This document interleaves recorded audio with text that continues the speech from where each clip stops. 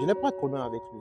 Ma position d'abord, c'était pour donner juste mon avis par rapport à ce qui se passe au Canada en général. Mais si on a l'impression que ce sont des gens avec qui telle personne a l'affinité, qui font la même chose chaque fois, là, ça crée un problème. Tout le monde peut apporter, pas les mêmes gens, pas les mêmes personnes chaque fois.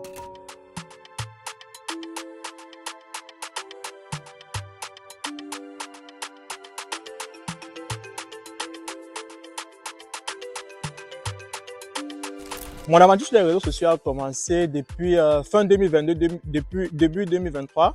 Voilà, c'était au Cameroun. Avec mon ex, voilà, on a commencé avec un contenu de couple. Et après, par la suite, j'ai migré au Canada. Déjà, et après, ça a mal tourné aussi. Voilà. Et j'ai créé une web mini-série sur les réseaux sociaux qui a impacté, ça a captivé beaucoup de monde. J'en suis fier aujourd'hui. Et j'ai créé des challenges. Les gens dansaient, on s'amusait bien sur TikTok, on s'amuse toujours. Déjà, je suis rendu à un niveau où je prévois créer encore une saison 2 d'une web mini-série qui va impacter beaucoup de monde. Donc, c'est un peu ça.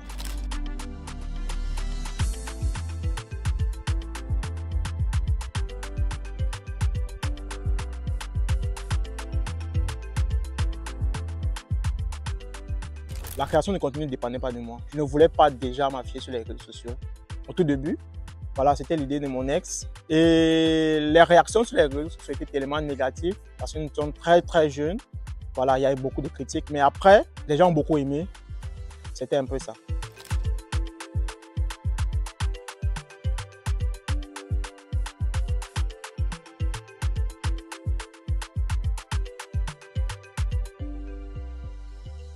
Les réseaux sociaux, je peux dire, ça a changé ma vie de manière positive et négative. Voilà. Et positivement, ça m'ouvre beaucoup de portes dans le noir. Et négativement, je peux dire, il y a beaucoup de trucs qui se passent dans ma vie de manière négative, que c'est à cause des réseaux sociaux. Parce que si je ne m'étais pas affiché, je ne pense pas que j'allais subir ça. Donc, de manière positive, ça impacte ma vie, de manière négative aussi. Mais de manière positive, c'est un peu plus. Et c'est pour ça que je m'efforce à continuer. Sinon, j'allais déjà arrêter depuis un bon moment.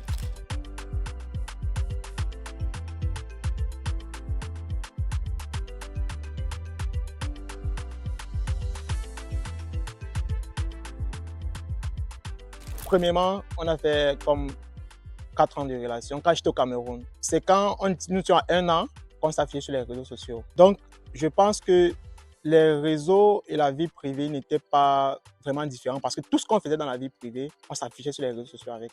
Donc, il n'y avait pas tellement de différence. C'était facile pour nous, nous étions jeunes, on s'amusait, on voyait ça comme l'amusement. On ne prenait pas ça au sérieux comme les gens prennent ça de manière professionnelle.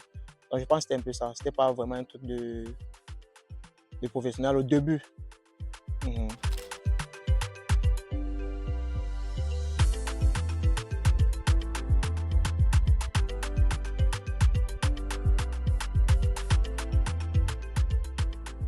Je pense que les gens nous regardaient comme des enfants mal éduqués à l'époque. Parce que quand on venait de débuter sur les réseaux, nous étions encore un peu plus jeunes. Voilà, on se pavanait beaucoup, on s'exposait un peu trop, genre. Pour les parents au Cameroun, les parents qui nous suivaient sur les réseaux voyaient ça comme des jeunes qui ne savent pas vraiment ce qu'ils veulent. Ils ne trouvaient pas ça très correct. Et en même temps, chaque fois dans les commentaires, ils nous laissaient vraiment des commentaires négatifs. Ça nous impactait un peu, mais vu qu'on savait où on allait, on s'en foutait un peu, on s'affichait de ça. Donc je pense que c'était un peu ça la chose. Donc on ne recevait pas vraiment des commentaires très corrects, mais on s'y forçait à continuer.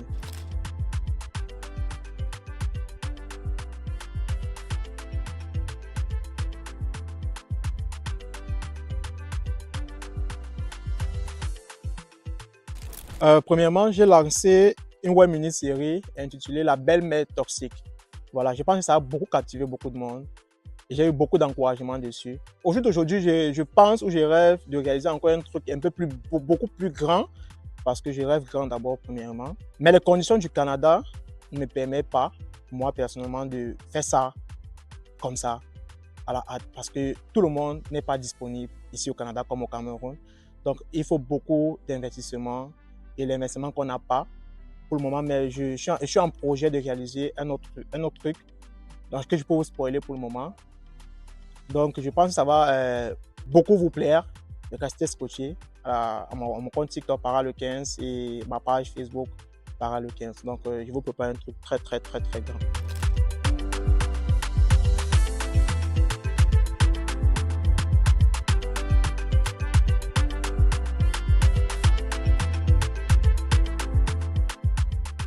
Je vais dire, c'est que moi-même j'ai réalisé personnellement, qui me rend très très fier aujourd'hui. C'est ma web mini-série que j'ai créée et j'ai mis sur TikTok parce que ça vient d'une histoire très très vraie. Voilà, depuis Bafoussam. Voilà. Et je pense que ça a beaucoup captivé les gens. Les gens ont beaucoup soutenu parce qu'ils m'ont laissé même les messages DM. Il y a des gens qui m'ont encouragé avec de l'argent en DM pour m'encourager. Donc je pense que c'est un peu ça. Et aussi mon entreprise d'import-export que j'ai réalisée ici au Canada. Voilà, parce que quand je suis arrivé au Canada, il y avait comme beaucoup de difficultés pour les jeunes d'importer leurs trucs depuis le Cameroun pour le Canada.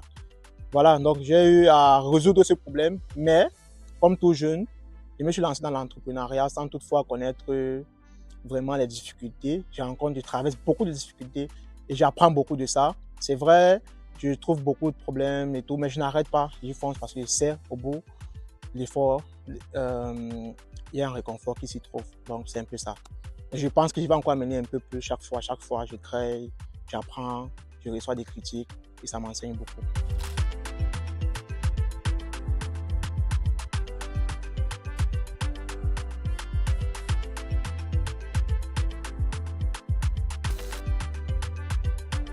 Il y a des gens avec qui je m'entends bien, voilà.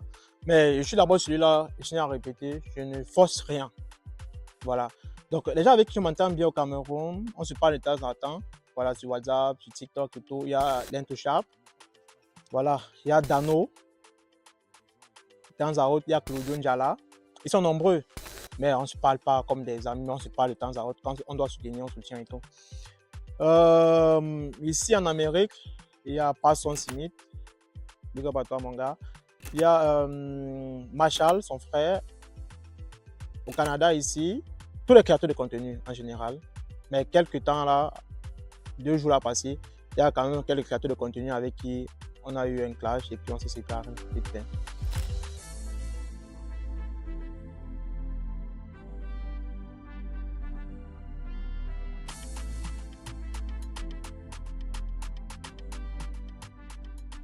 Ma position d'abord, c'était pour donner juste mon avis par rapport à ce qui se passe au Canada en général. Parce qu'il y a des gens qui parlent derrière.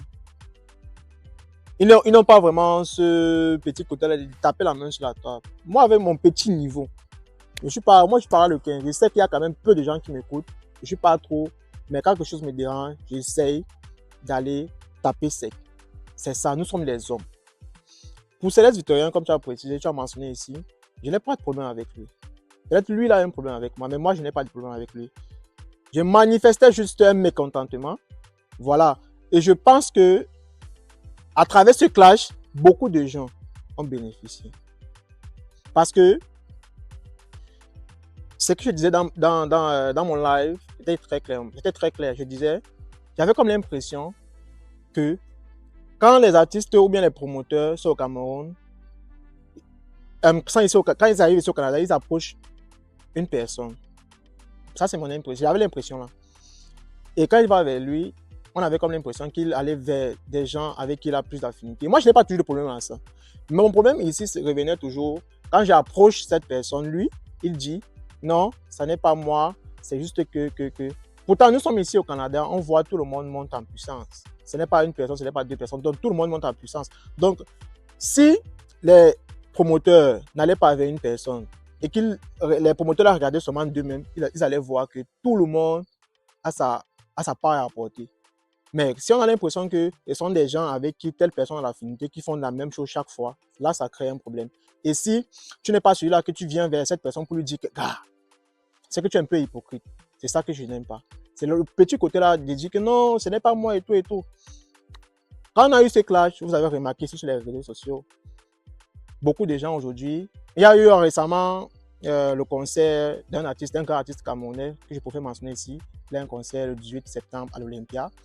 Donc, il a un concert. Aujourd'hui, on voit beaucoup de personnes communiquer sur le projet. Pourtant, avant, c'était peut-être 4-5 personnes. Aujourd'hui, il y a plus de 10 créateurs de contenu qui communiquent sur le projet. Je pense que c'est un bon point. Je pense qu'on m'a quand même écouté avec ma petite voix.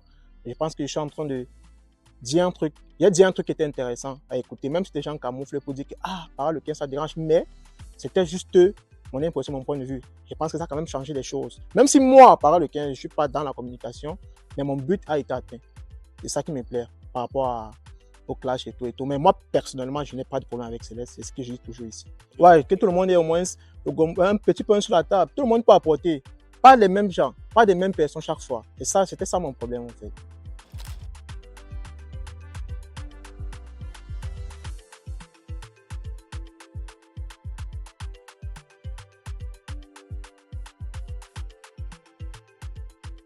Ouais, ça m'a beaucoup surpris même.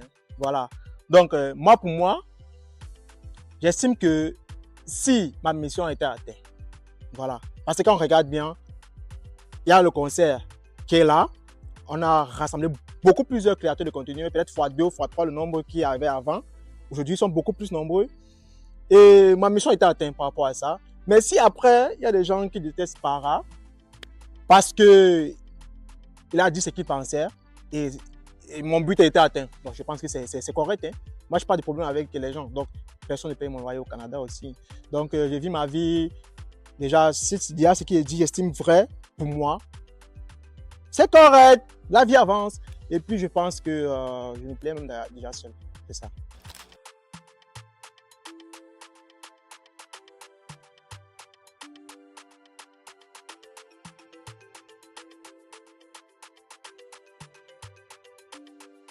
Si on commençait par le Cameroun, voilà, je vais dire les gars comme bien les gens comme Dano, c'est un gars que j'apprécie beaucoup, big up à toi mon gars.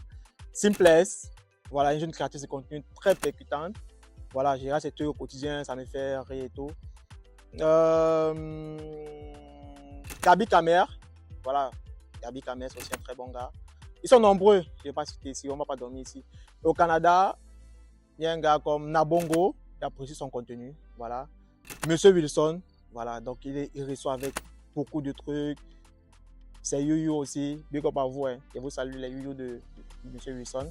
Marc Cheneba, mon gars, vraiment, tu viens d'arriver au Canada, mais tu es percutant. Voilà, donc j'apprécie, t'apprécie vraiment. Je regarde toutes tes vidéos au quotidien. Et si on repart du côté en Amérique, là-bas, Yvan Jésus, Passon Simit, Marshall. Donc en France, Élisée le Sniper, c'est un gars posé que j'aime bien. J'aime bien regarder ce truc. Café Sec du Camer aussi. C'est bon. Donc je pense que c'est un peu des gens comme ça que j'aime bien.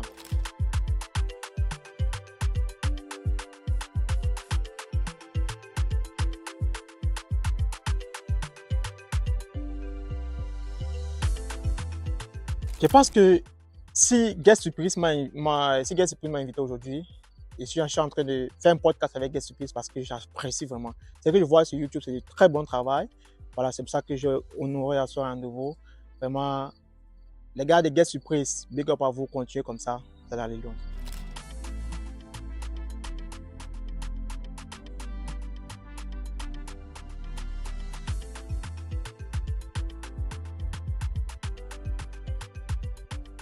Juste de continuer à m'encourager. Voilà, c'est parce que si Guest Surprise m'invite ici aujourd'hui, c'est parce qu'ils voient mon travail, ils ont de l'estime pour moi. Donc, continuez à m'encourager comme ça. C'est tout ce que vous pouvez me souhaiter pour l'avenir, je pense que c'est ça. En tout cas, Guest Surprise, je vous aime déjà. Abonnez-vous à cette chaîne YouTube, Guest Surprise. Likez, partagez toutes les vidéos ensemble. C'était Monsieur Para le 15 mondial.